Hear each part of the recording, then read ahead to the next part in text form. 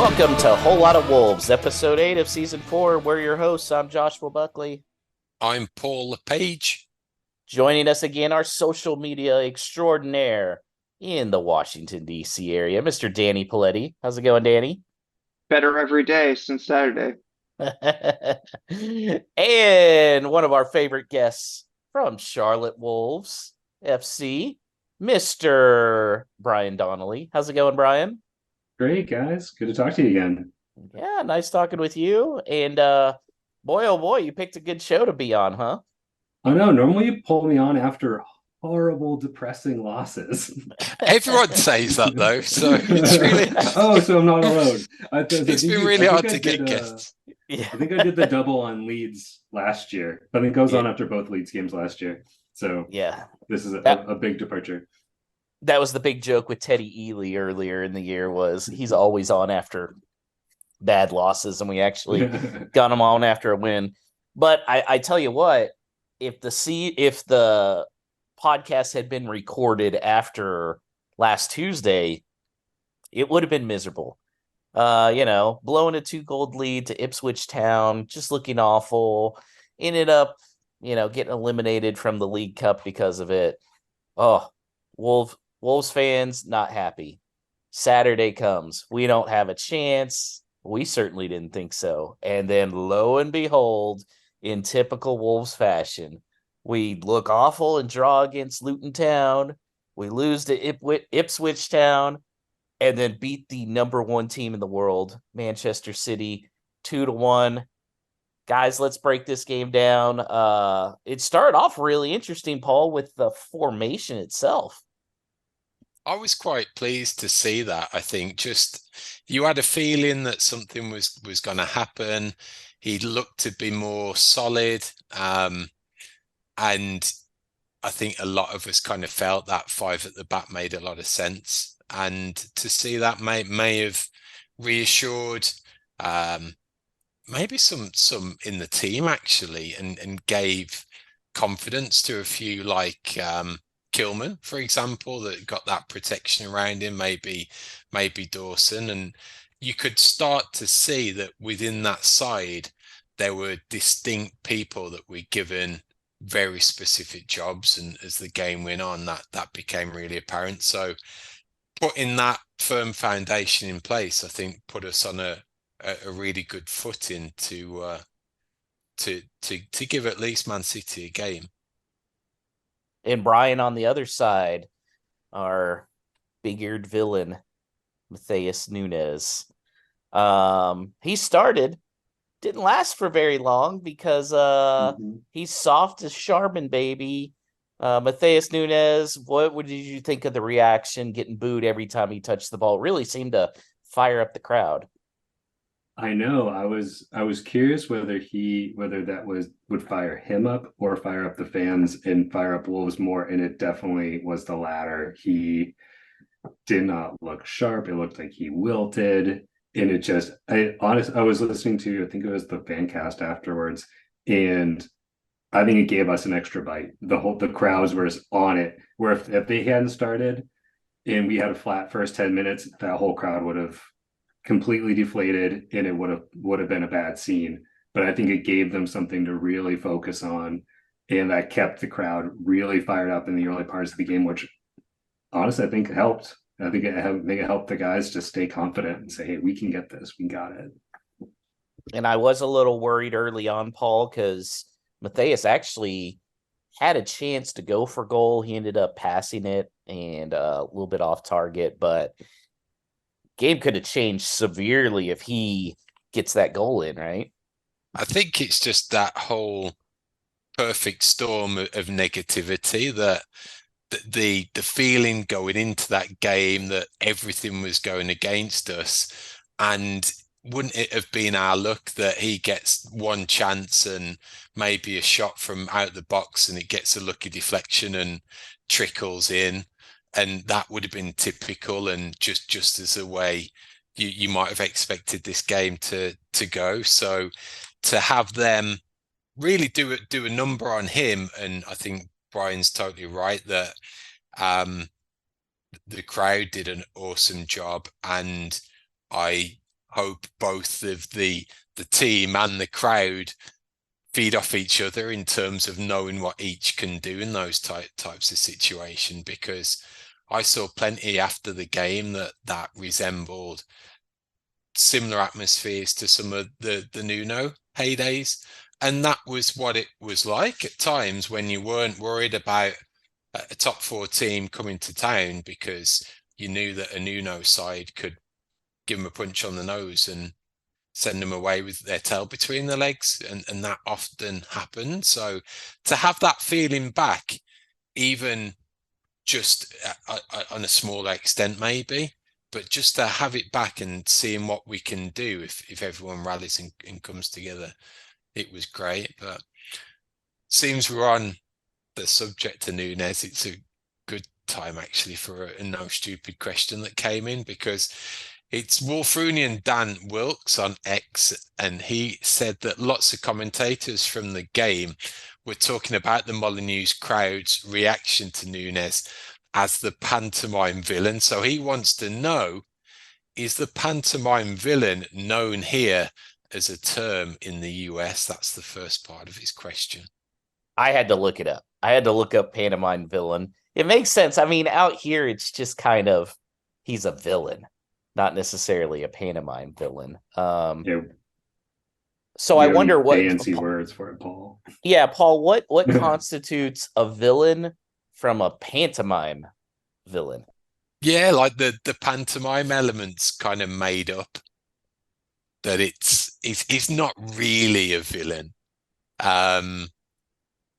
It's something that he's done in a specific way just to get the crowd animated and involved, because a pantomime back in the UK, it's a theatrical production, but it's a very much back and forth between the actors and the audience. So the cliche of the pantomime villain on the stage is he would be behind the hero, and the crowd would be going, he's behind you, and the hero would turn round and the pantomime villain would hide, and the hero would look the other way and the pantomime villain would appear again. So it's always that back and forth. So it's that character that's purposely designed to be the agitator or be that pain in the backside. So that's the design for it in this context. And just like the exact reason, like of Nunes coming on and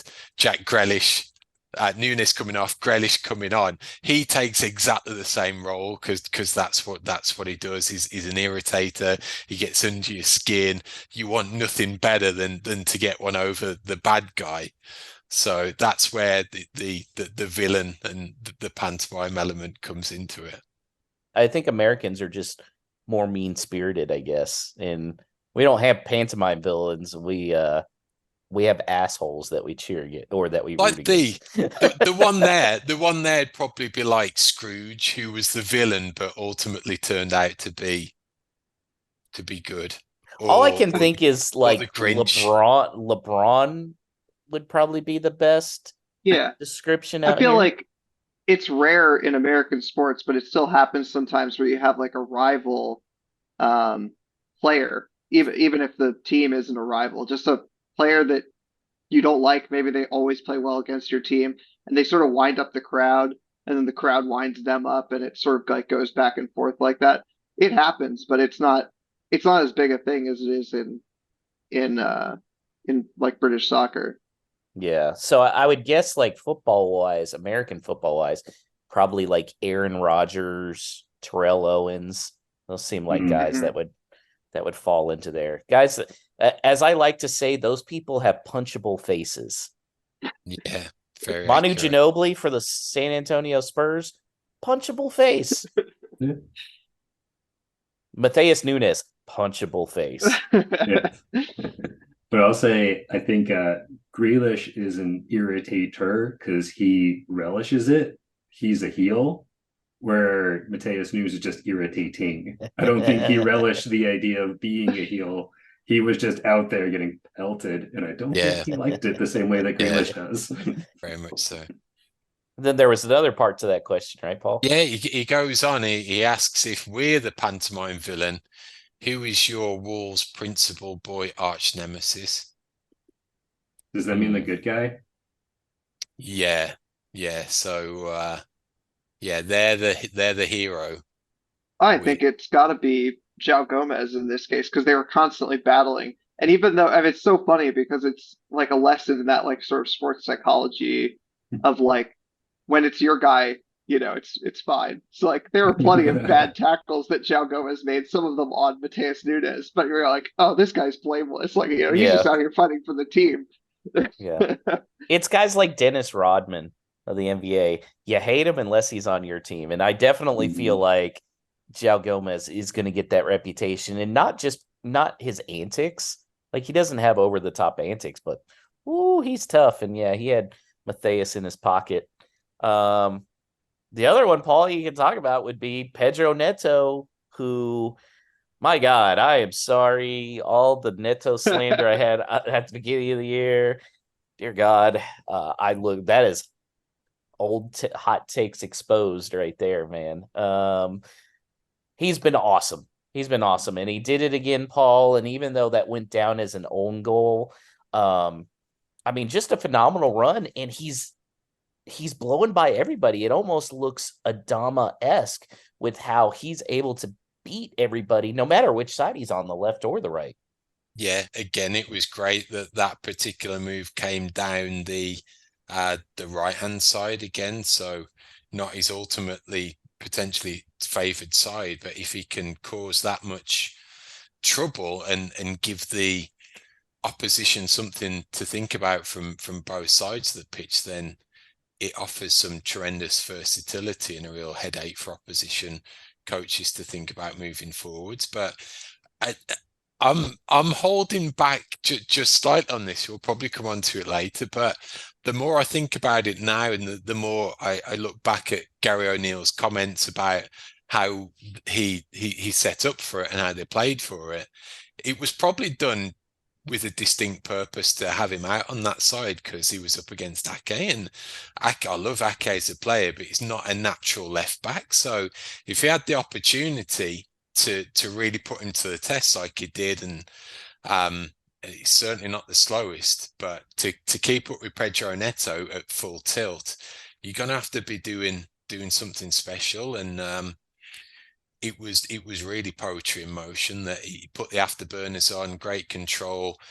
As soon as he hit the box, you knew that something was going to happen. Either he had the opportunity, could have brought it in and shot like he did against Luton, or put the ball across and potentially get an assist that way like he did and got the own goal. So just having that Adama-esque ability to create, when again you're looking around that team and it's still not the most creative, and not the most creative in playing five at the back either. So to have him in the form that he's in is phenomenal, and long may that continue. Brian, do you think this five at the back is what we're going to go with from here on out because of the way Neto's playing on the wing right now? Absolutely. And I don't think it's just about Neto. Everybody looked more comfortable. Dawson looked more comfortable because he could stay back and control an area a little bit better. Kilman looked more comfortable going forward. Both the wing backs, Semedo was able to go up the right a little bit farther. I think everybody looked like they just kind of knew their roles better. And everyone kind of had the coverage they needed to be able to kind of do their jobs better. So yeah, I think the five at the back is what we'll be seeing for a while, honestly. And Danny, I know you've been a big Neto guy. You got your Neto kit. How exciting is it to have this guy back? And how important is it to have him back? I mean, it literally cannot be understated, I mean, apart from the fact that we've been mostly kind of terrible for the first part of the season, and if we didn't have him firing, we'd be a lot worse off.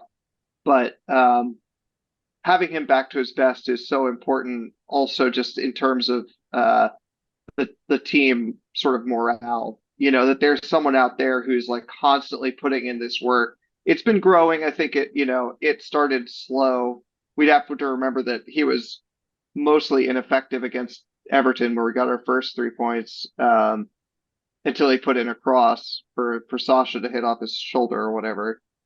but but it's been growing, and we've talked in the past about how he's better on the left because he just like can't seem to do what he wants to do on the right, and that's now changed. And I think, to me, it has completely to do with fitness, because before we'd see he'd constantly check back and go onto his left foot and try to cross or try to center it to a midfielder or something. It's just like wasn't working. It was too predictable. But this game we saw him able to do both. Like there were a couple times where he checked back in and went and cut inside, and then for the goal, and a couple other times he just ran straight down the line to the byline. And that's the kind of stuff that you need from him when he's on the right, is you have to make it so that Nathan Ake doesn't know which way to push him. And so having that versatility means that he actually can play on the right now, or in different circumstances when we need him to do something different, he can play on the left. Maybe a time when we have Sasha in and it's easier for him to swing in crosses to him. But when we're just playing with pace, it really worked a treat to have him out on the right. Another spot for a no stupid question here, because it's Nick Ratar on X again, and he says, what was Neto asking the crowd after the own goal, because he didn't seem very excited? No, I know exactly what it was. We, days earlier, just got through blowing a 2-0 lead to a championship team. And it's what I was saying when everybody's celebrating online. I was going, shh. We don't need to over celebrate right now. Yeah, we can celebrate the goal, but this is nowhere near in the bag. That was what, 14th minute? He was just saying, okay, everybody relax. Like, we still have a ton of work to do. So I liked that, actually. I thought that was really good. And old Neto, I think, would have acted like, he scored the biggest goal of his career, which, played a big part in it. But I like this. More leadership from Neto, please. I think there's a little bit of that. And I think there's also that the edge is taken off a goal when it is an own goal like that as well, that it's not all on. He did a great piece. He did a great move. And I think sometimes it's like, oh, don't give me all the credit because ultimately someone else put it in the back of the net and it was the opponent that did it. Don't give me all the credit.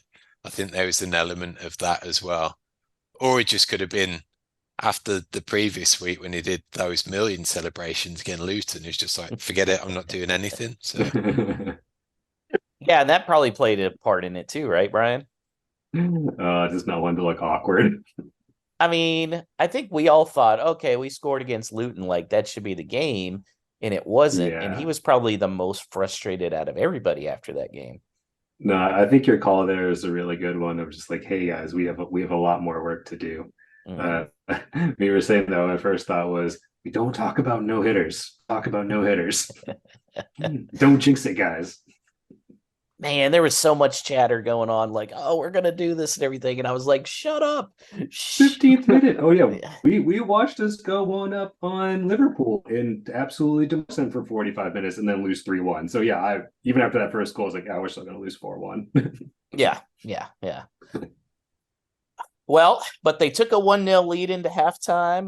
Matheus's Charmin ass got taken out. I loved it, Paul, how here Pep had said, hey, this is guy's one of the best midfielders in the world, and then he's taken out because they need some more creativity. Was he taken out because they needed more quote unquote creativity, or was he taken out because the crowd was too fired up and Matheus couldn't handle it? I think it was a distinct combination of the two, because to the point, it played into our hands better than it did to his performance, that he had the crowd on his back so much. But I think ultimately it did begin to look that it was the right call. When Oscar Bob came on, he looked to be taking up a more advanced role that 5 at the back or the 3 centre backs to begin with had a little difficulty in picking up, and he started to see more of the ball. And I think it was he. Yeah, it was he was the one who got fouled in the lead up to the goal as well. So I think that had an impact and was probably what they were looking to exploit with him coming on. And Man City tied it up with that awesome free kick from Julian Alvarez. Nothing he could really do with that, right, Brian? Or could Saw have done a better job? No, that was a worldie. There's nothing you can do about that. Tremendous. I thought it was tremendous. Brian, be truthful. Yeah. How bad do you think Wolves are going to lose when Man City tied it up? Oh, like 4-1. Yeah. No, I was not confident at all. Actually, I will fully admit I did not watch the game live because I was so down after the last two games that I spent the morning buying a couch, and then after we assembled said couch and I saw that things had gone well, I decided to watch it. So plastic fan, gotcha. Oh, come on. You're saying you were confident walking in, but no, I didn't know the full extent of how things had went. But yeah, I was even at that point I was like, oh, here we go, Liverpool all over again. And then we stood up. That was the thing I was by far the most impressed about Saturday's performance was when we conceded against Liverpool, heads down, everything fell apart so fast. All season when we concede or it looks like the game's not going in our favor, it falls apart quick. And this time we conceded and they galvanized. This was the first time we've seen that all season, that they got punched in the face and they punched back. And that was so good to see. That was old Nuno stuff. That was, hey, we're never out of it. We can take on these bigger clubs. It doesn't matter what the score is, we can go get at them again. So actually seeing them fight when things don't go their way was so good to see. Danny, what do you think kept their heads up this time as opposed to all the other games this year? Yeah, I was just thinking about that. I wonder if it's an element of, I mean, there's an element of good fortune, in any win. And I do wonder if there's an element of like the defensive game plan was clearly still working. Like we just talked about, there's not really anything you can do about that free kick. João Gomez shouldn't have conceded it. That was a bit silly.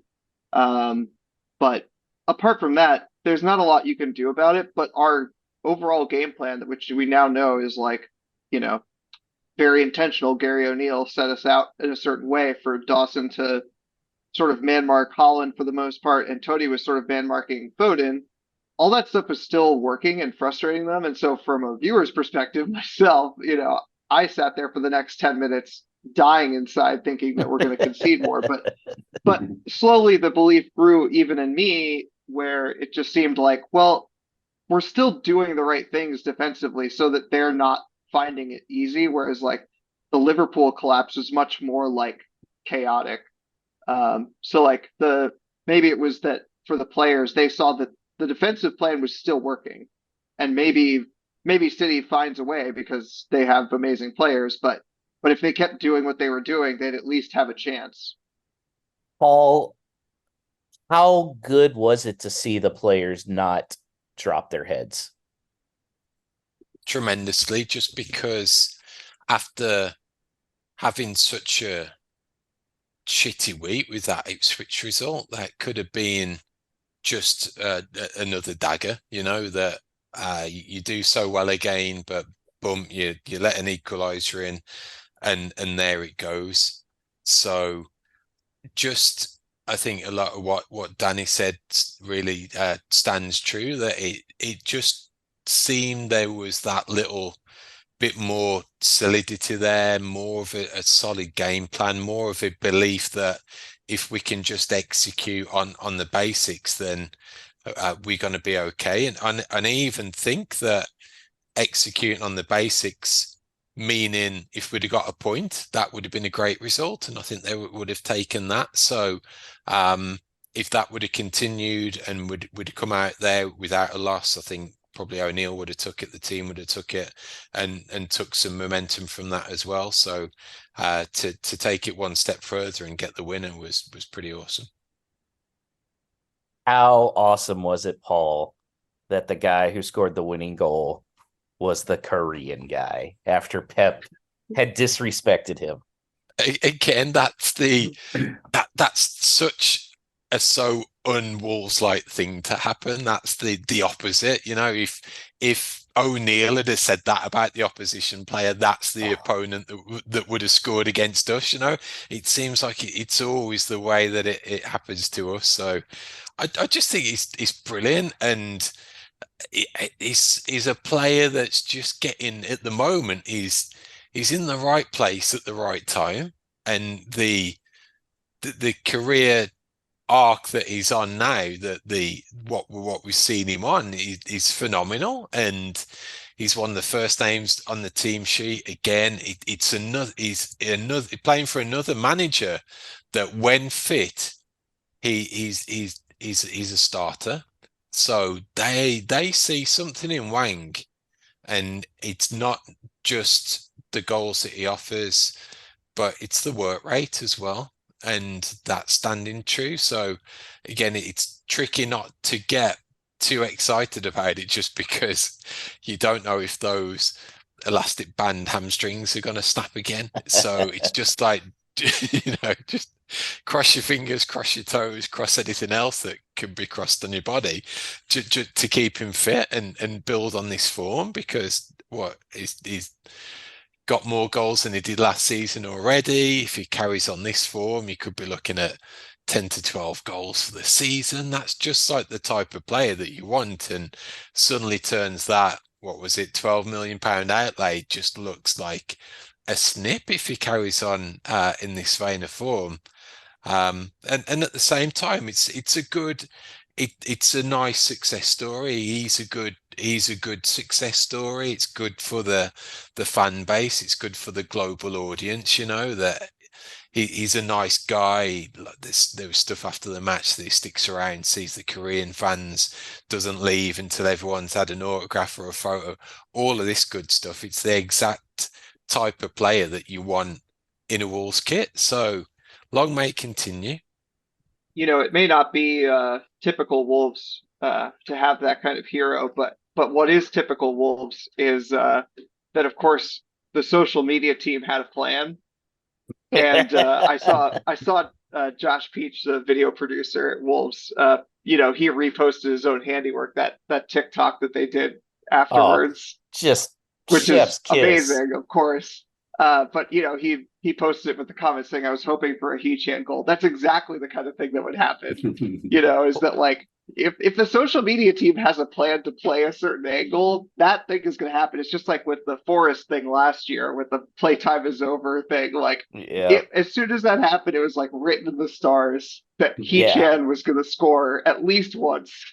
It's like the Craig Dawson goal in his debut.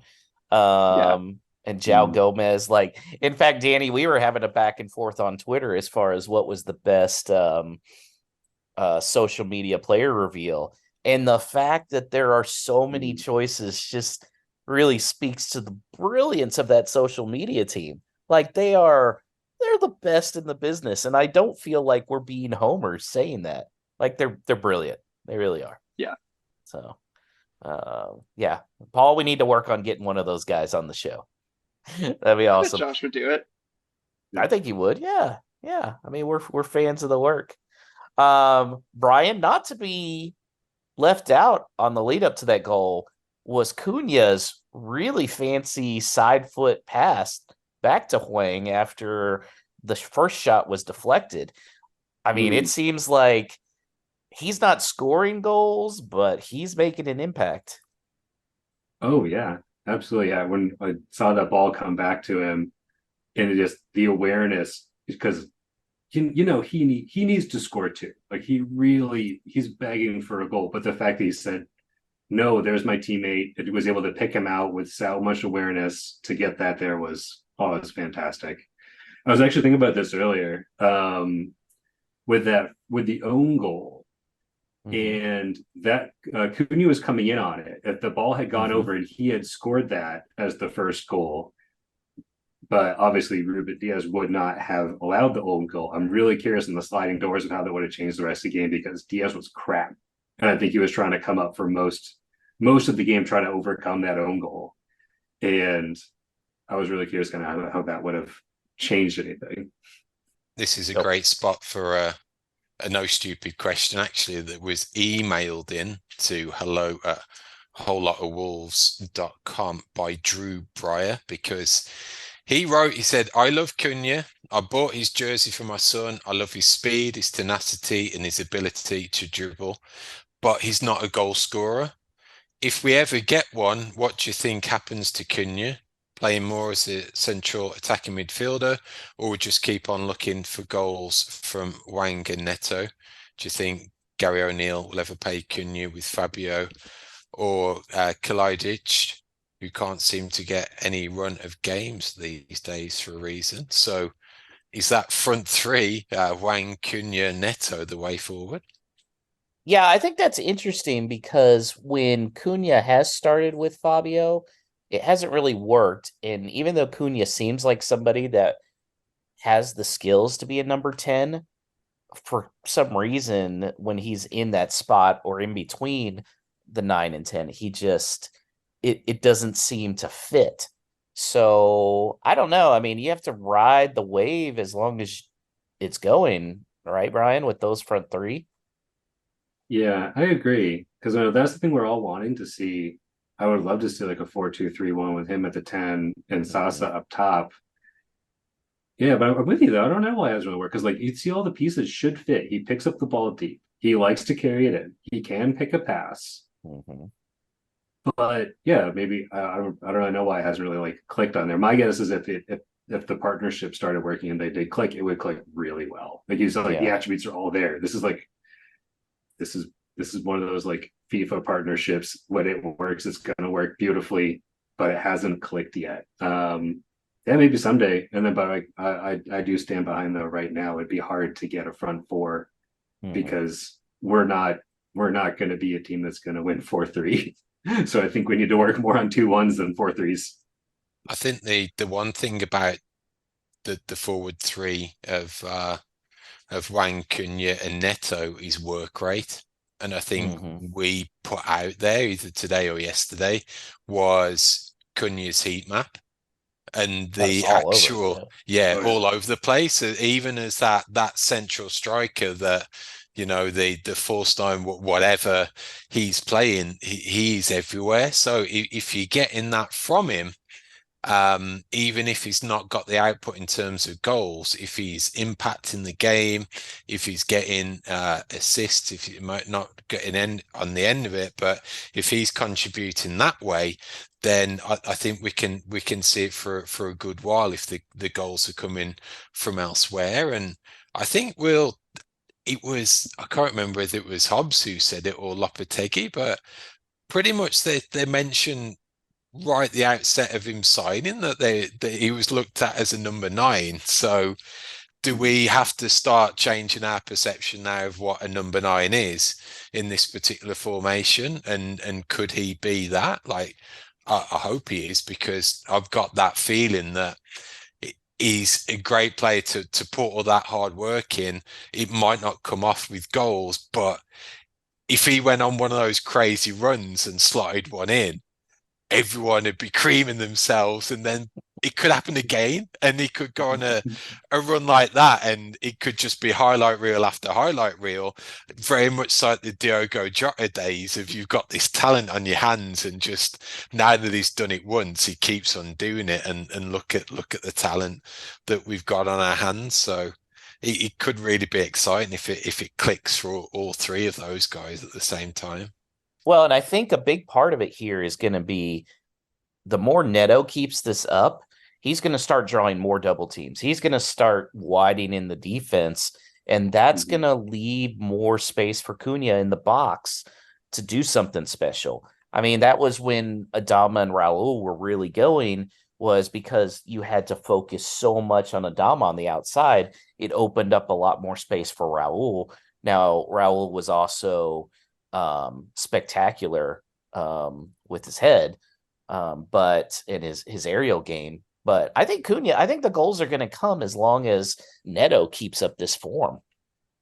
But you know who's number 9 who didn't score a lot of goals but made a lot of things happen? Bobby Firmino. If you get the right partnership around, it can make the whole thing click. Yeah. Not granted, those are 3 world class players up there, but yeah, but you don't always need the number 9 to score goals as long as goals are being scored. Yeah. I don't care who they're being scored by, as long as I don't have to keep rubbing myself with salted lemons. Okay. On a scale of 1 to 10, how puckered was your ass, Paul, during the last 20 minutes of that game? Again, like very weirdly, it wasn't. And even after You're a liar. taking that lead back, I think it was just the relaxation that even if we end up with a point, I'm still taking it, and I'd still have some relief from that. And if it was 2-2 and we'd shown that we'd put a good showing together, we hadn't let our heads drop, I was worried that we may have that concede that late equalizer and let all the hard work go. But I wasn't nervous about it, just because we were up against Man City. Now, if that was an Everton at home or a Brentford or someone like that, probably roles reverse. But Saturday, I wouldn't say it was a good feeling. I knew we were going to hold it out. I just had some contentment that even a point would have been pretty positive. Well, I was nervous. I wouldn't have been able to squeeze out a fart if I wanted to, Brian. But yeah, I know cut that for the sound bite there, Danny. I think it goes on the intro.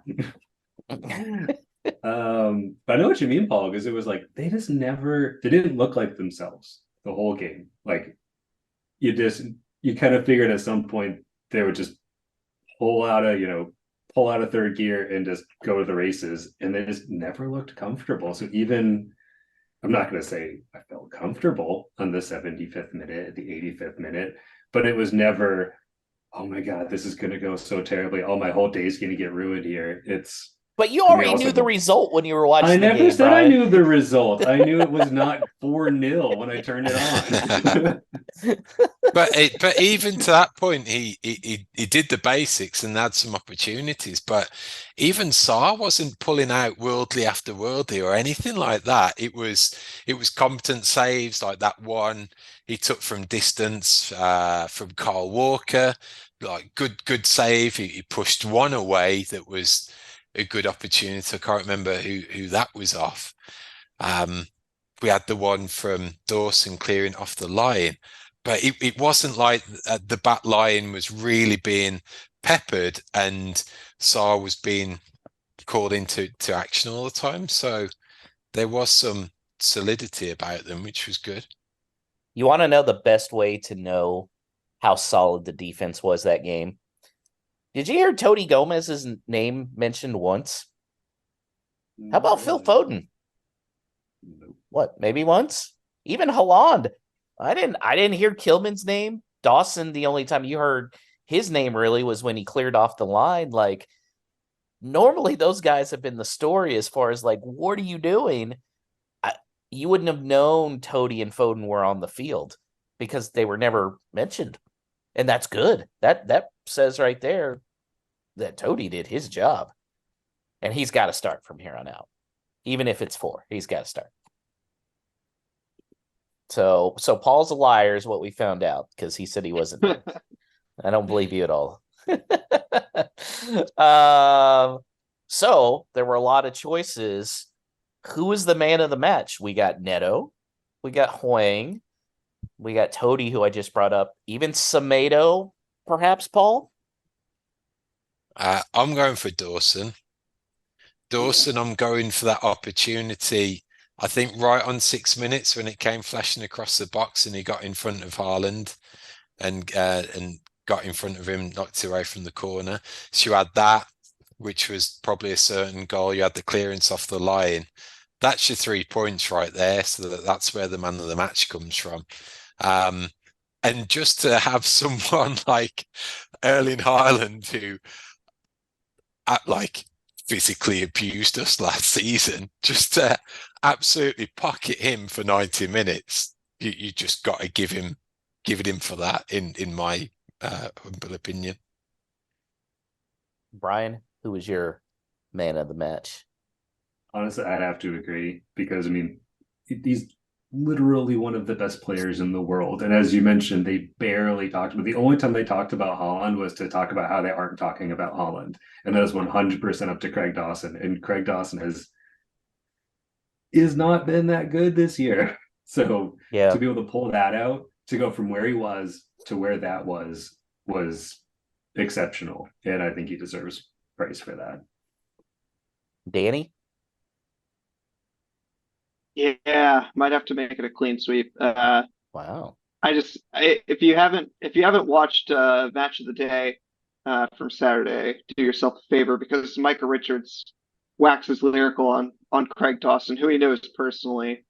So there's a part of a reason, but I mean, it's amazing this stuff. If you go back and watch the highlights, it's really fun to watch this kind of like very old school style of defending.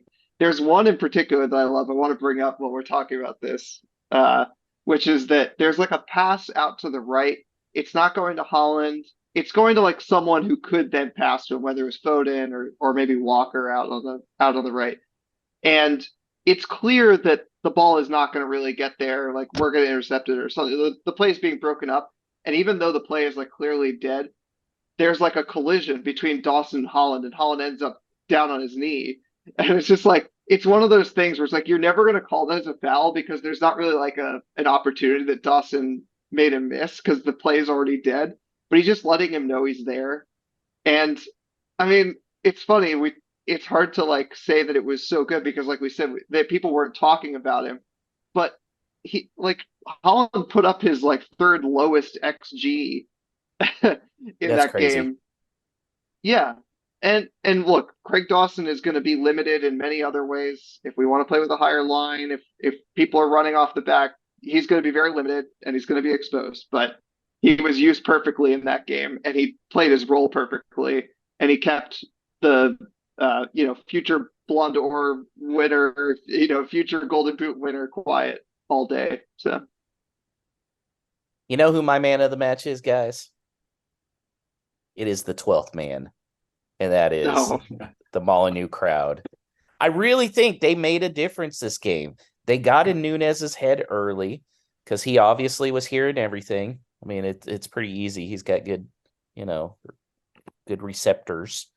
But then it was like they really, I think, the crowd didn't turn on them when Man City scored as well. The crowd kept up the energy, and I think that helps the players keep up the energy, and that makes a difference, especially when you've got younger guys out there, which we have a lot of those now. They're going to feed more on the positive energy, and I think the crowd made an unbelievable difference. And I read somewhere like it sounded like the Molineux or the Nuno days, and absolutely, Brian, you brought it up. That was a Nuno crowd right there, and that's what we needed, which was, I think a lot of us went in, especially after losing to Ipswich, going, man, we're going to get our butts beat.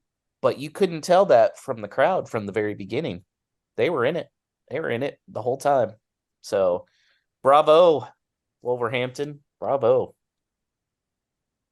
Paul, after that win, well, looking at what happened Tuesday and then looking at that win, how important was that for for Gary O'Neill? It's an interesting one that I really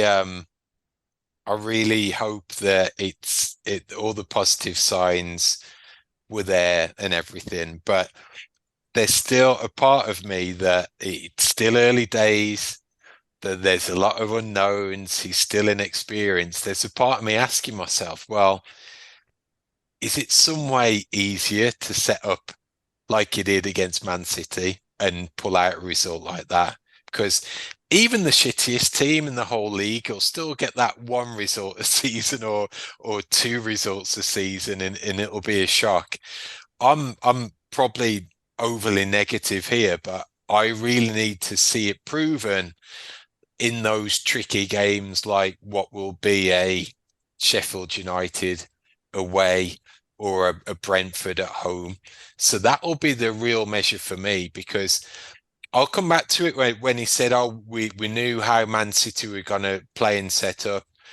That's great. You knew they didn't have Rodri to plan for, which he could effectively work around that. He maybe had Neto playing where he needed to do. He was able to have Totti do a job specifically on Foden, and Dawson the same on Haaland.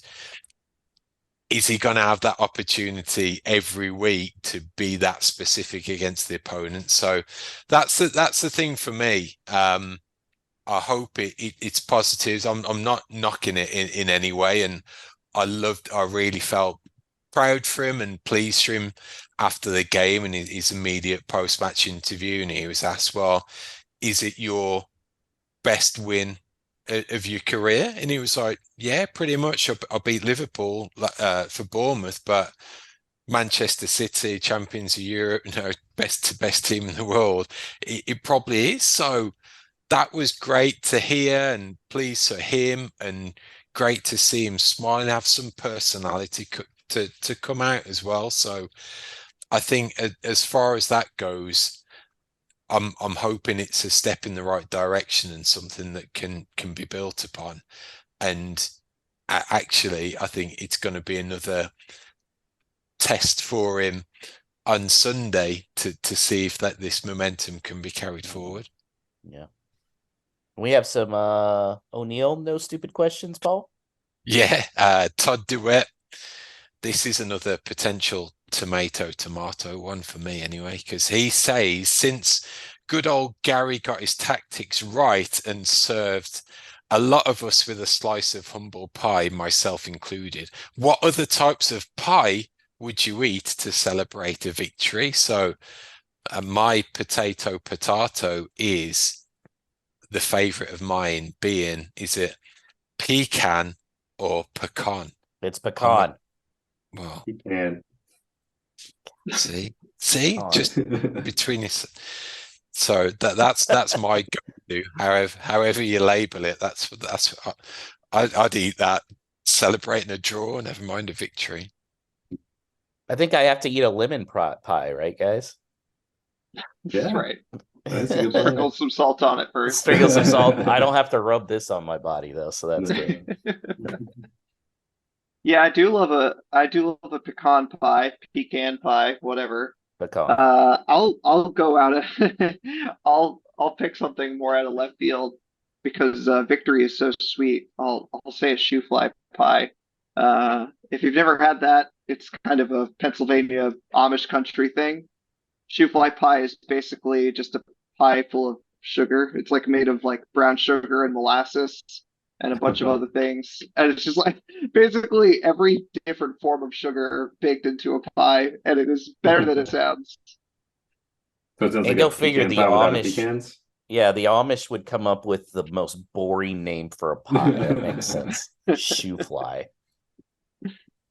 There was also an extension on the topic here with O'Neill, because it's Trevor McDavid on X as a no stupid question. He says, would you swap O'Neill for the now recently fired, heavily linked prior to Lopetegui, Michael Beale? And I think this really dovetails well into what's pretty the latest coming out is an interview featuring on the BBC, I think, and then it'll be on the Wolves podcast channels with sporting director Matt Hobbs. And Danny, you've had a listen.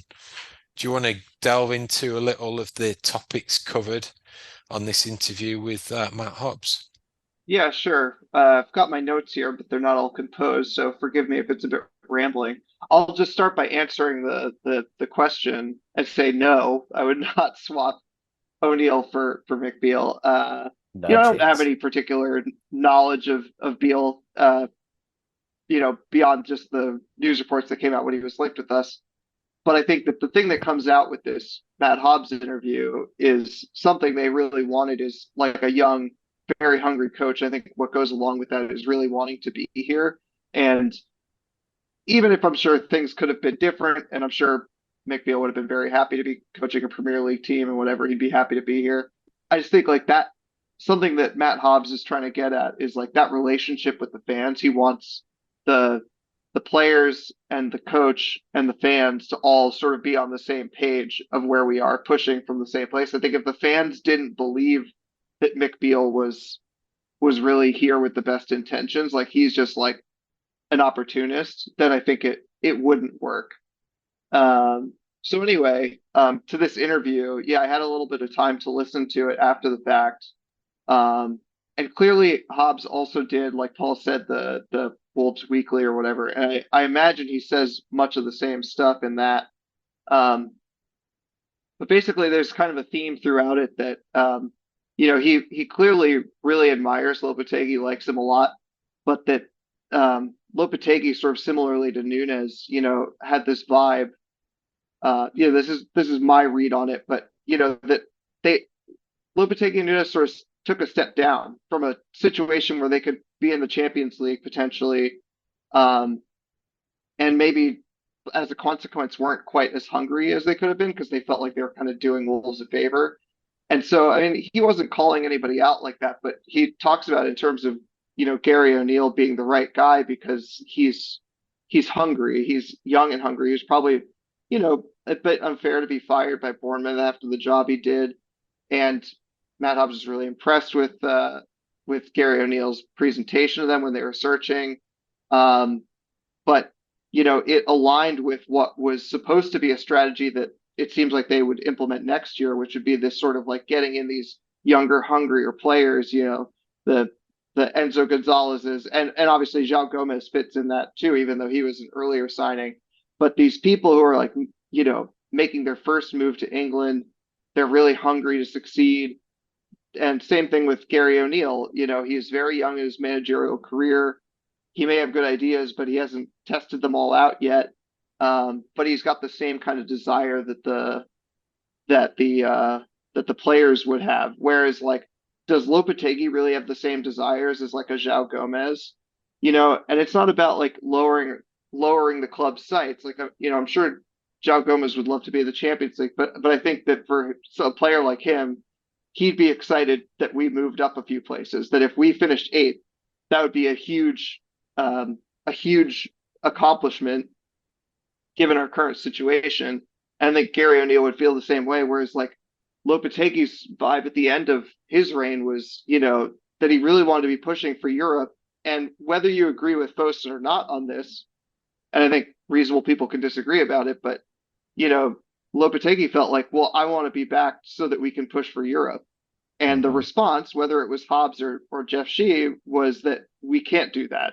Like, that's an unrealistic, we cannot spend the amount of money that would be required to do that. And maybe, I know some people feel that that's like, dereliction on Fosun's part, that like, we have this world-class manager, we need to put the money in to get there. But perhaps they're right that, it is very difficult to spend that kind of money and to get up there, even with a Julian Lopetegui.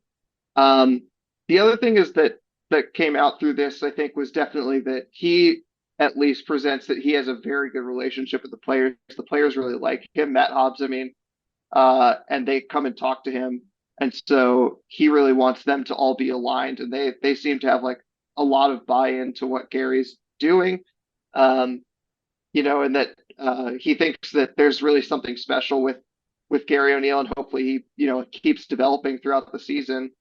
And then he believes that if they do all those things that are right, putting all the right people in place and whatnot, then the league position and the results will take care of themselves. Now, obviously, that's where he's sort of sticking his neck out. I mean, hopefully it does. Obviously, it could all go terribly wrong, and he admits that like every decision is a risk, but that he feels that it's better that all the parts of the club are sort of aligning with this whole young and hungry mentality. And the last thing in the interview is he was just asked about like how he's been more open with his communication with the fans, which I think a lot of us have really appreciated. You know, Mm-hmm. that he comes out with these really well worded, really well written write ups, whether it's on a player or whatever decision. Like when they brought in Gary O'Neill, and he just feels like it's worth it to just be honest because maybe he perceives that like when there's a lack of communication, people just make up their own narratives, and then people are mad at Fosun for something or Wolves for something that they didn't even do, like a decision they didn't even make. But it's just all kind of been made up in the fans' minds. Where at least if he's honest and it goes wrong, people can be mad at the actual strategy that they're trying to execute rather than just some made up narrative. It's a really good interview. It's on BBC 5 Live. You can still find it online, and definitely recommend. You know what I think Gary O'Neill's biggest flaw is, and why it's been a little harder to get behind him, is he's not the most charismatic guy. Lopetegui, Nuno, even Laws to an extent, charismatic, especially on the pitch. O'Neill's just kind of a quiet guy, doesn't get too excited either way. And I think sometimes fans may have a harder time relating to that, as far as you look at guys like Pep, like Klopp, very charismatic, very emotional managers that I think fans they like to see somebody with their same type of passion. And that's not bad on O'Neill. That's just who he is. But I think that may be why he's, to a lot of fans, had a short leash. I think it's when he's in a situation where he gets to speak and in his setting where he's got a level of comfort, then he generally comes across quite well. When he gets to talk about coaching and philosophy and the way he sees the game, I think the feature over the weekend was shown back in the UK, part of Football Focus, which is a Saturday morning program. It's like talked about his family a little bit and how he brings coaching home, and he doesn't mean to. I think when he gets those opportunities to talk more personally and inject that passion, he comes across well, and people are warm to that. I think what we get a little caught up in is that 90% of the time we see him in a two-way, sound bitten driven communication portal of a press conference, and he's still probably got that player mentality about him, that he doesn't want to veer too much off script, because this is what I want to speak about. I'm going to come in, this is what I'm going to say, and I'm going to get out. He doesn't have that personality to over elaborate or expand upon stuff, because it's not the setting. So in those aspects, I could kind of give them the leeway. I think if they worked on a nice bit of PR spin, they could really turn it around and make him into more of a genuine kind of player coach, fans player coach, really an X's and O's type of guy that a lot of people could buy into, rather than being that always out there, very overt personality that he's never going to be how much some people may want him to be. We need a couple of gifable moments, Brian.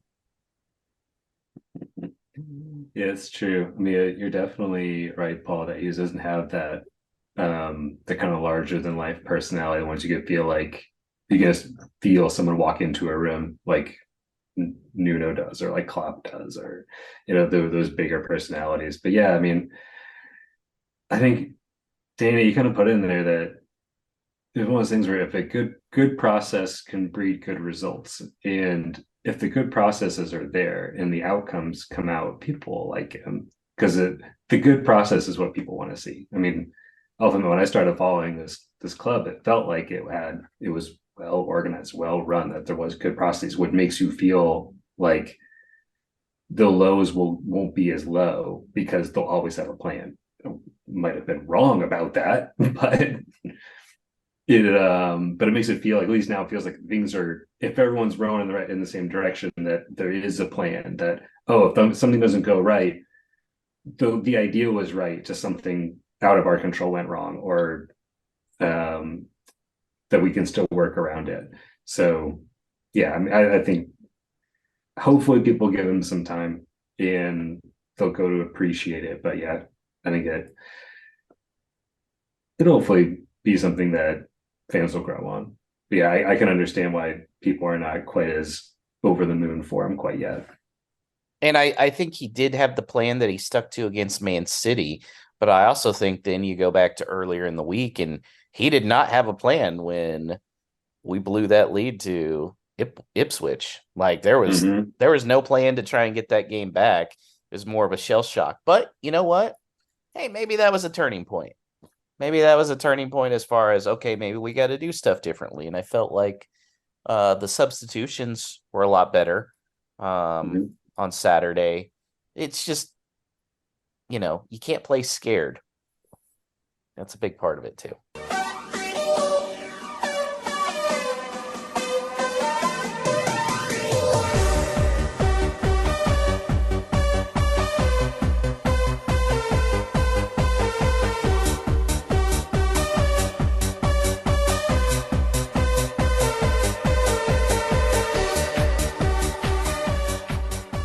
Well, guys, it's Midlands Derby time, the first of the season. Wolves versus Aston Villa, 9 a.m. Eastern, 8 a.m. Central, Paul. We have a preview with another Paul, our good friend Paul Mattey from the Space City Lions in Houston. How's it going, Mr. Mattey? It's going really well, actually. It's like, well, I mean, it's not bad being a Villa fan at the moment, honestly. Well, especially after you guys just stomped on Brighton 6-1. You've gotten some good results early. Are they kind of exceeding your expectations, especially when it comes to Ollie Watkins? No, really. So it's weird. We seem to be good in bits and bad in bits. I mean, it's like we when we suddenly we get good, we get really good, and it's just like what you saw against Brighton, and then Liverpool and Newcastle, you just saw, and then just two weird losses, like losing to Everton. We look like we'd never played football before. So it's kind of, I don't know. I feel like we're a Jekyll and Hyde team. How's the European adventure treated you so far, Paul? And do you think that's going to impact on the weekend? Seems that you'll be playing on Thursday this week. So, and I'm like, I know I predicted a whole bunch of like happy stuff for Villa when on your like this, and like Villa always lose. I feel like I'm your good luck charm, and but the way Emery seems to have played it, and it'll be interesting if he sticks to it. But he seems to be concentrating on the league, so he's sort of, we got knocked out of Europe, but then we come back and beat Brighton 6-1. I mean, we beat Chelsea 1-0. I mean, it seems like I'm guessing he's going to rotate again in the European Cup. I mean, he just seems like determined to do it that way. And so I think he'll come strong against Wolves. I think you're going to go up against 6-1 Brighton, I'm afraid, but like McGinn's a hit and miss player, I mean, which McGinn turns up, But that's what I'd guess. I'd guess he's going to go the same team, because he seems like he's focused on the Premier League, in my opinion. Sorry, So you mentioned that you've been kind of a lucky charm for us coming on the podcast. I know, every time, like last time. So, like, here's the thing, right? Like the last game when I came on, I mean, you guys got that early goal, that early headed goal, and that's where Wolves can really take advantage of Villa. Big, physical in the air, and I really like the fact Gary O'Neill seems like a great guy. I'm glad. He seems top notch, basically. So So do you think this is going to be you guys' toughest test since you've now given us good juju by coming on the show? I could see it going either way. I mean, really. Well, your win against Man City was just so impressive. I mean, it was kind of cool, So I would take a score draw. I'll be honest. Away at Wolves and coming after Europe, yeah, I would take a draw. I'm impressed with what you guys are doing.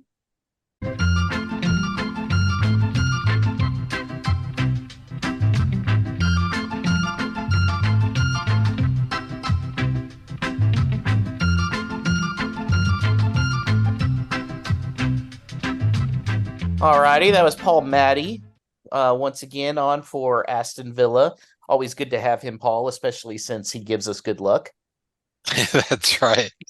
Maybe we don't need to do the lemon and the salt. We can just rub Paul Mattey's belly or something. I mean, look, I'm just going to say we've been scoring goals really well ever since, I did a couple salt baths. So I don't like to take all the credit, but you do have to give me some credit, I think. Crickets. The crickets are so loud. Or was it you're hating on Pedro Neto? Maybe you need to pick another target and they'll prove you wrong. If you start hating on Fabio, so you've already been doing that, but hate on Fabio. So Stu from the Fancast actually brought that up because he's like, man, you call out Justin Fields for the Chicago Bears, he throws 4 touchdowns, and I was like, well, I did call out Neto a few weeks ago, so I can't just call out somebody, just call them out. I really got to be particular about it. You got to believe it. Yeah, It may be Kilman next. We'll see. We'll see how the next couple games go. But we got this one on Sunday. Paul, 5 at the back again. Is that what it's going to be? I think it's got to be, and mainly because it's going to be a tough game, and I think the formation and the setup is probably ideal for the opponent and the environment that they're going to be coming into, the way they set up as well. And I just think where previously, sometimes when we'd have the 3-4-3 or the 5-2-3, however you want to dress it up, there was always that opportunity of being overrun in the midfield if it was Neves and Moutinho.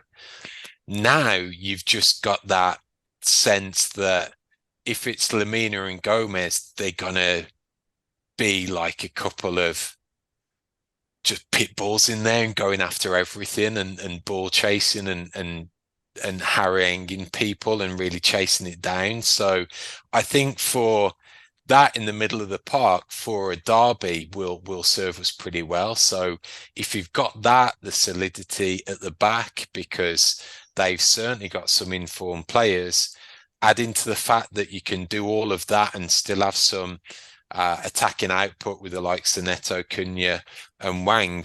If it ain't broke, if it can beat Man City, then if it doesn't need fixing. Brian, assuming everybody's healthy, same starting 11? I think you got to. No one put a foot wrong. Everyone did such a good job. I said they have Aston Villa's got some potent attack. So I think, yeah, to a more point, I think you'll kind of need that solidity back there. And honestly, who would you replace? The only person I could think of that's worthy of trying to get a slot in would be Boubacar, but I don't think it's worth taking out Lamina or Gomez or anybody else to do it right now. Well, I think Boubacar is proving that he's way better as a sub than as a starter anyways, which is good. You need guys like that. At least it's one Traore that can be a genuine impact sub. You watch your mouth, Paul LePage. Yes. You watch your mouth. There will be when no we- slander of Adama on this show. None. When we see him in March, we'll tell him that you said that, Paul. Yeah. Don't. Yeah. Even though bring up- even though I'm 4,000 miles away, I'd still be scared. So Yeah, you should be. You should He'd be over here like that. He'd be in like 10 Yeah. minutes. It's true.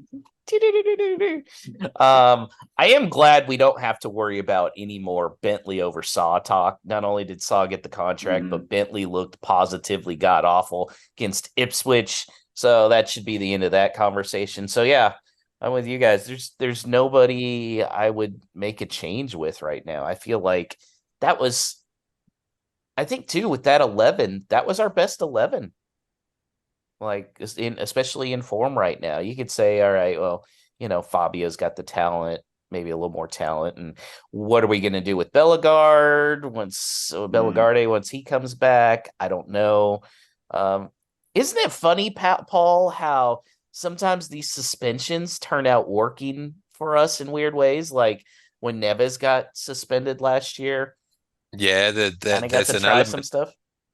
element of that for sure. And I think even when Bellegarde comes back, there's had been talk of him previously about having the versatility. And who's to say that he can't come back into this team and pick up a wider advanced role more forward up the pitch, which would give the opportunity to either Wang or Neto to have a break if they need it, or just to solidify one side of the pitch a little stronger, especially if you've got Neto's flexibility that he can go from one side or the other to offer a threat on either side and bring Wang off the bench to be a threat. So I think that bodes well as well, very much so.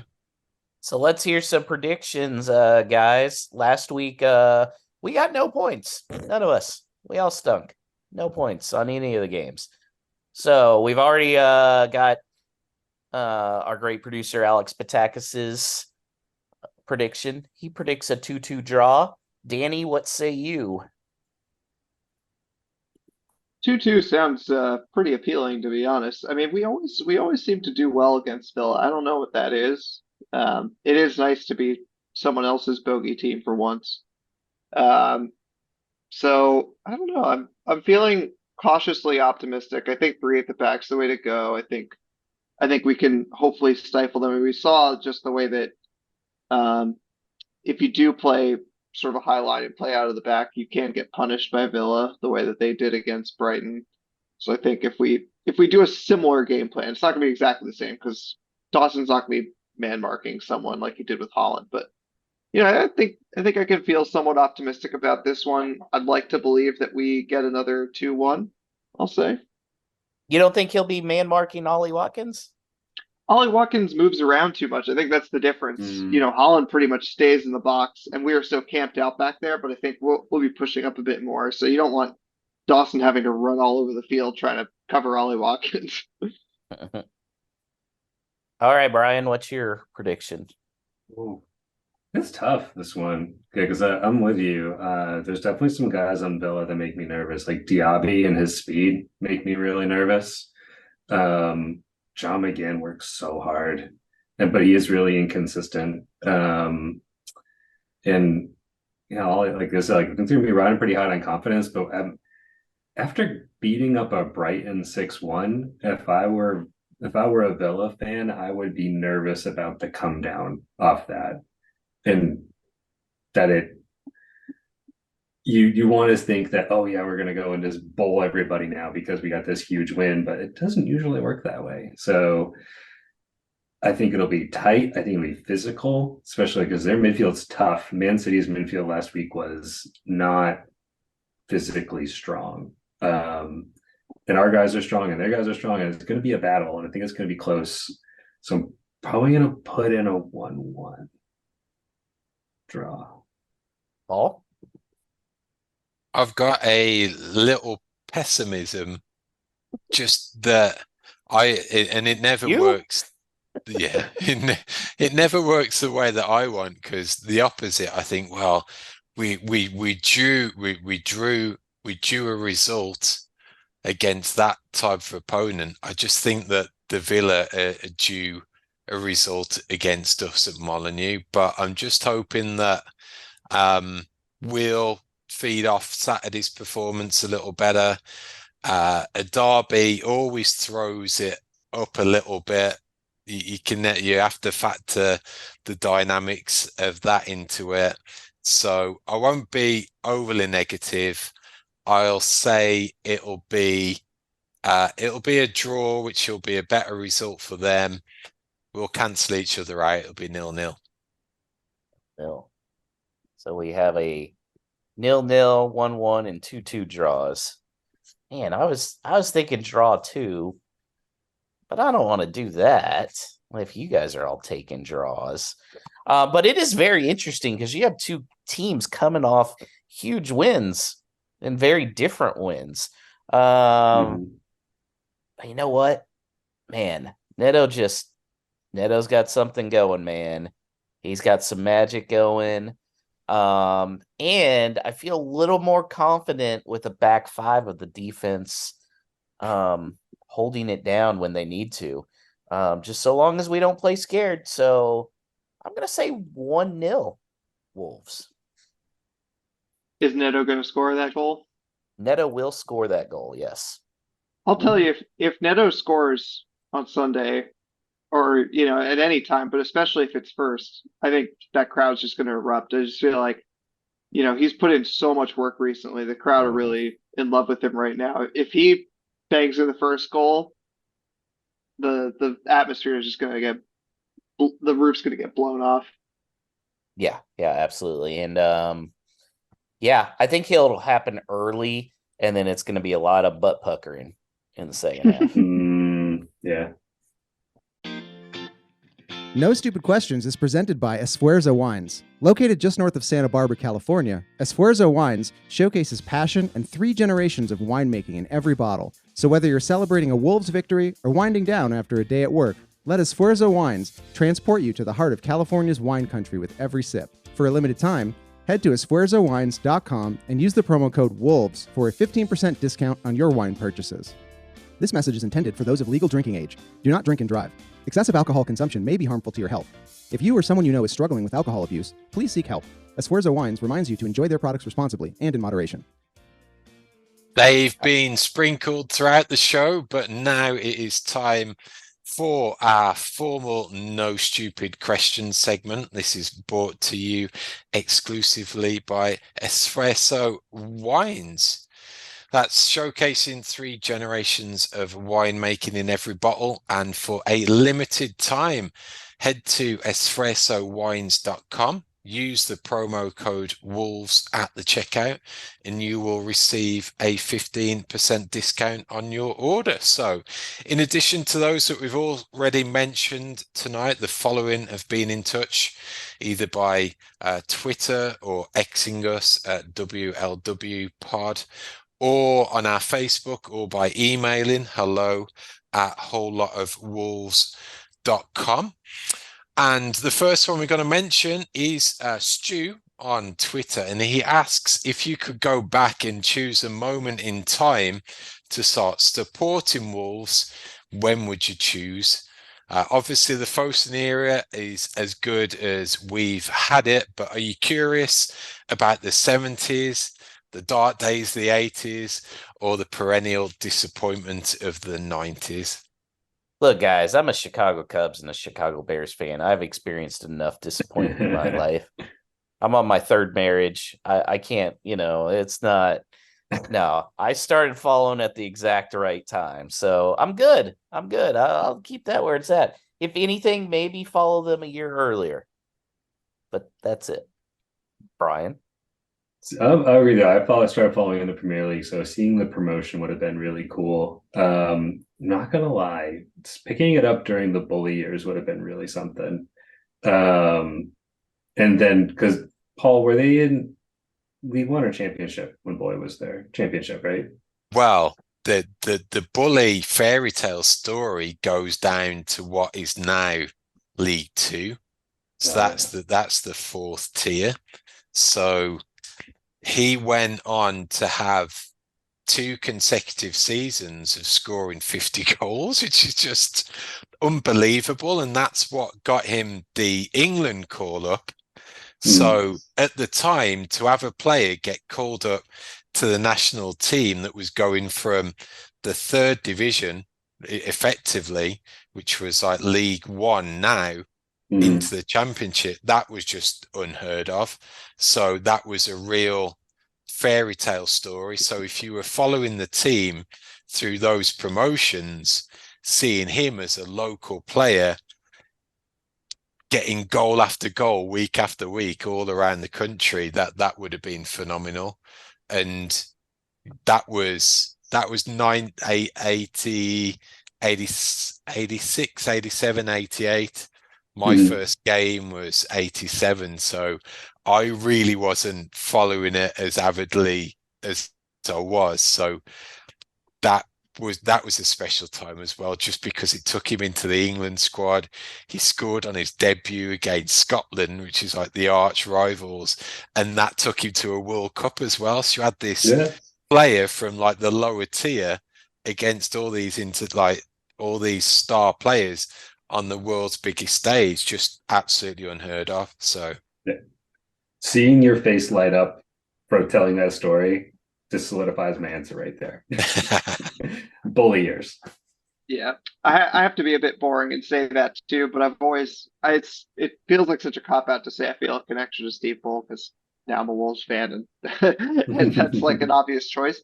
But when I started following, and of course, whenever some major milestone comes up, the Twitter account says, on this day, whatever year this thing happened. And I quickly learned that the day that Bully signed is the very day that I was born. November 20th, 1986 is the day that Bully signed for Wolves.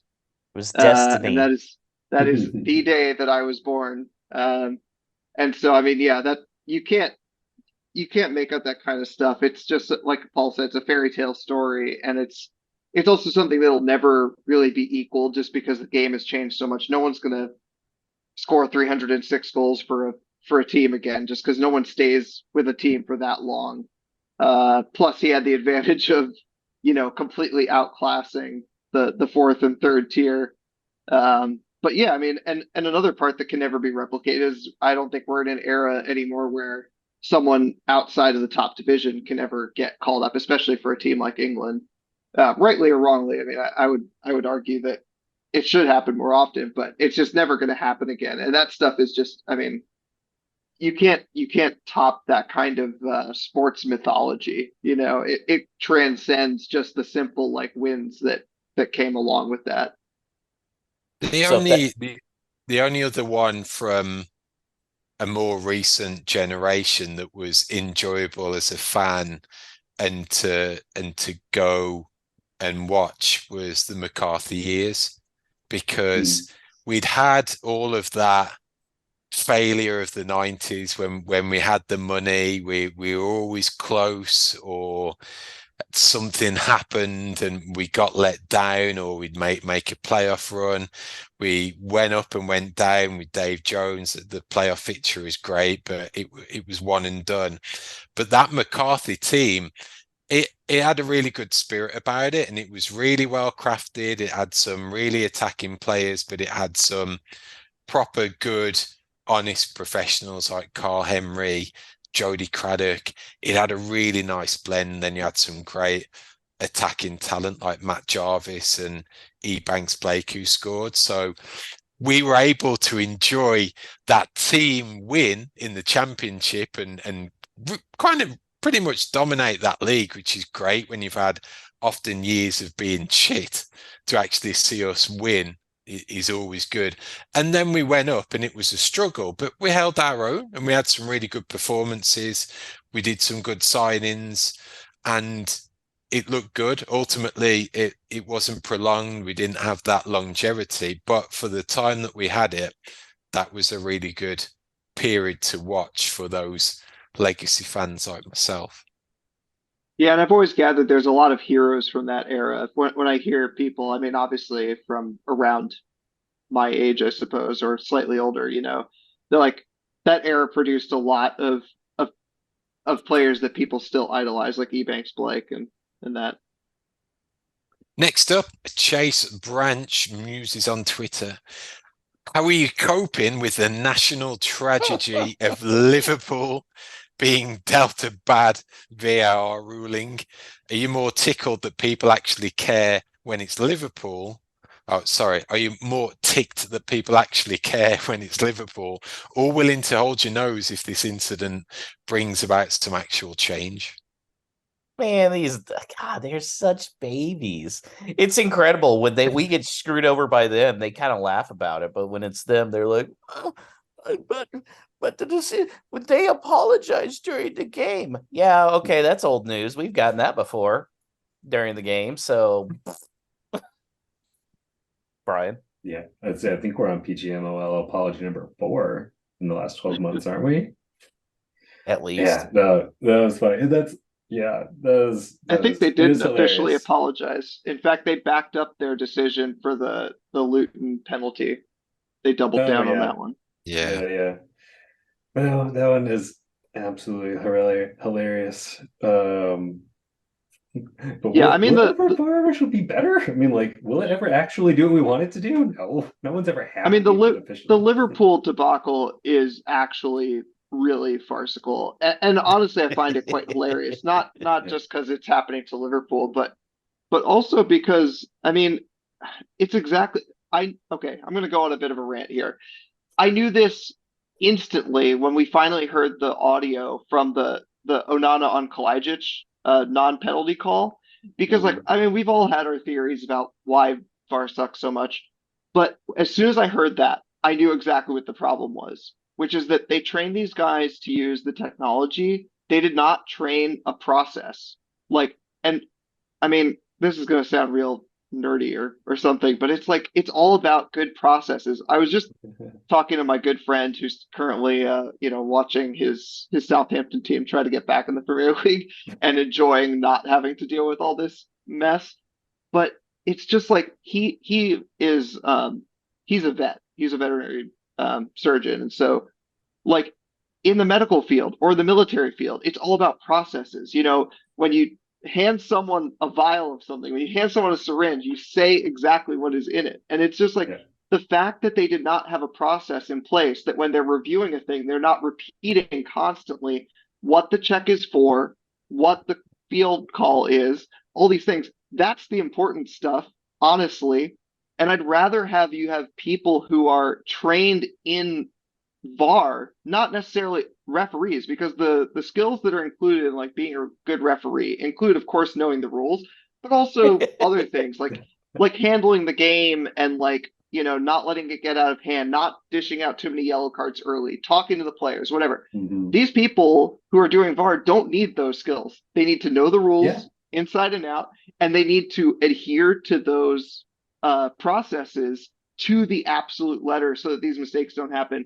And I'm now 100% convinced that like 99% of the missed calls by VAR have just been process errors like that. Because the one at United was so chaotic when I heard it. I mean, it's just they're all talking over each other, just saying, oh, check complete, check complete, check complete. Meanwhile, the on-field ref is arguing with the players on the field and can't even hear them. It's just a complete mess. Anyway, rant over. Well, another one to that point, Danny, is that all of that is undone if you've got the semi-automated offside in place that they're voting not to implement. That perfectly works fine in other areas that they've done. So why add to the confusion by not bringing something in that will help all of those parties? It's staggering that they make these types of decisions consistently, and even when they've got the opportunity to utilize technology, it's done wrong or badly, and process isn't followed, and they end up shooting themselves in their own foot. It's almost like you see, like, there's so much online about like conspiracy theories and stuff, and half the time, the more and more you think about conspiracy theories, you're like, no, people are too dumb to be this organized. And that's the problem with VAR. Is you're right. Like, it seems so simple. You should just train VAR officials to only be VAR officials, and it would be such a different skill set than, to your point, of having to look up at, I don't know, like some giant center back who's 6'6" staring down at you and screaming at you and telling you to calm the fuck down. Like, it is not the same job.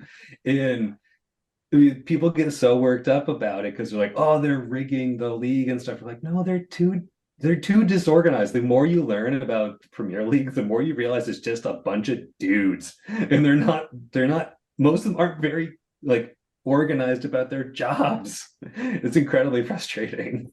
Yeah, I mean, my favorite part of this is the fact that they said check complete, thinking that it was ruled a goal on the field. And so I don't want to hear the audio during the check. I want to hear the audio like a minute later when they see the when they're kickoff about to going. take the free Like, kick. Yeah, when they're going, guys. It's just absurd. It's absurd. They need like But anyway, MLB. couldn't MLB has happen that to a nicer set of fans screw than those Liverpool. guys. Yeah. I mean, MLB has that central replay center in New York for all the games that they go to. They make the decision. That's what, like you said, we just need VAR referees, and they're not at the stadium or anywhere. So that is no stupid questions. For anything that you want to ask relating to the club, send it through to us on the socials or email hello@wholelotofwolves.com. All right, Brian, how can we get a hold of you? You can check us out at the Charlotte Wolves Facebook groups, probably the easiest way. Also at Wolves Charlotte on Twitter, as I still will not call it X because I think that's silly. Yeah, Facebook groups definitely the fastest way. Or you can just reach out to me. That's my name, Brian Donley, Donley. It's just Brian Donley 8 at Twitter. So we actually are officially official club recognized supporters club now, which I'm very excited about. Yes. That's awesome. Congrats.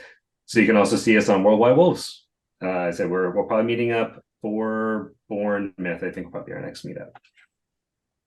And remember, listeners, if you are getting together with a group in your city for watch parties, then be sure to get in touch and we'll help you publicize it across our channels. And in fact, if you'd like to come on as a guest like Brian has done of the podcast to do this in person, then you're encouraged to get in touch and we'll bring you on a future episode. So thank you to Danny on the socials, Alex on the dials. We'll be back this time next week to review the Villa performance ahead of another international break. So until then, we can say it's with some meaning and some positivity this week, people. Up the mighty Wolves.